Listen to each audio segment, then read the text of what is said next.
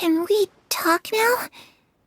I've been waiting for a super long time. You really are Perry, aren't you?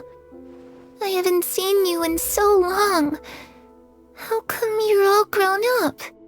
Wait, did I somehow travel to the future on accident? Or am I dreaming? What a long dream. Neither. You died, Clervie. That's what happened. You could have at least sugarcoated it a little. Look, she's so speechless.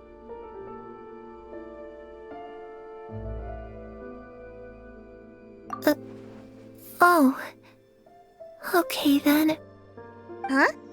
That's it? You accepted it just like that? Yep. If that's what Perry says happened, then I believe her. Perry wouldn't lie to me. Plus, I don't really need to know why I'm like this. I'm more curious about what happens in the future. If you're a harbinger now, Perry, that means Mother is gone, isn't she? Can you tell me about it? I want to know what happened to her. And to me. You never stopped trying to defy fate. At first, no one believed you. You could only vent your frustrations to the moon. In fact, you often sought comfort in the night sky. You wanted to see the aurora, so one night we promised each other we would go to Snezhnaya to see it together. Later on, you tried to run away, but you were brought back each time. Mother spared your life, but it wasn't out of kindness. Instead, she decided to make an example of you by slowly torturing you over time. That way, the other children would know what happens to traitors. Still, you never gave up. Mother hoped that through ruthless duel after ruthless duel, she would be able to crown an ultimate victor among the children she raised. But you called on everyone to unite, to fight to a draw in order to reduce casualties. Your efforts may have only delayed the inevitable, but still. You gave them hope. You tried everything you could think of, but every attempt ended in failure. Still, you never turned your sword on Crucibina, and you never turned it on me. On that gloomy day, you told me, "For the last 16 years of my life, I've done everything I can to fight for freedom.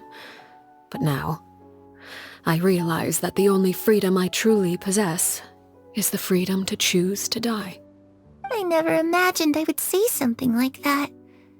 I must have been feeling really worn down. But somehow, I still think I understand. According to Mother's plan, only one of us was going to make it until the end. And I always hoped that person would be you. If I could do it all over again, I still don't think I would make a different choice. Even when I first met you, I knew you'd be able to do what I couldn't. Is that so? Even now, I'm not sure I truly understand what kind of freedom you were trying to pursue. But as the head of the House of the Hearth and as the children's father, I've tried to give them the most basic of freedoms. The freedom to choose their own fate. It's something I discussed with the Iudex of Fontaine. The children who want to leave the house will have their memories wiped clean of all secrets pertaining to the organization.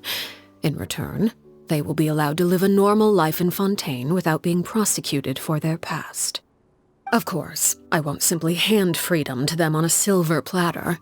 They have to fight for it and prove themselves worthy of it. Only freedom that is earned has true value. That's more than enough. That's exactly the kind of life I was fighting for. You know, Perry, I think you're a pretty amazing king, and a really great father, too. I'm really happy that you're the one who took over the house. I guess I do have one regret, though. I still haven't seen the outside world. Well, it just so happens that our dear guests over here have been to many nations and traveled to countless places. Perhaps they would be willing to tell you what the outside world is like.